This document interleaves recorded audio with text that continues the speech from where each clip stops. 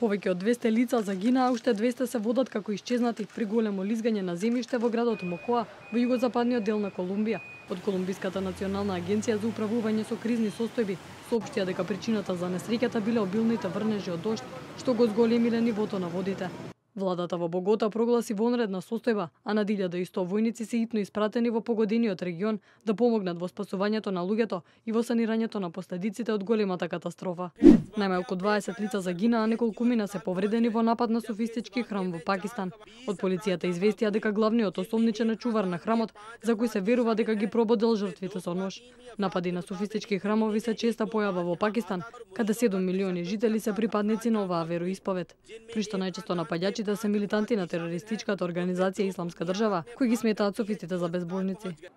Најмалку 18 лица, меѓу кои 3 деца, беа повредени на карневал во Париз, откако дошло до експлозија. Според истрагата, до пожарот дошло поради неправилно ракување со бензин, кој бил користен за палење на карневалскиот оган.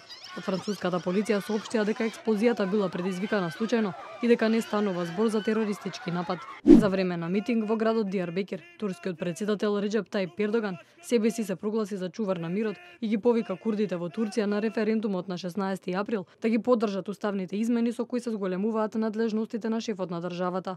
Повикот на Ердоган доаѓа во време на најжестоки судири меѓу турските безбедносни сили и курдските бунтовници во југоисточна Турција по пропаѓањето на примирието во 2015 година.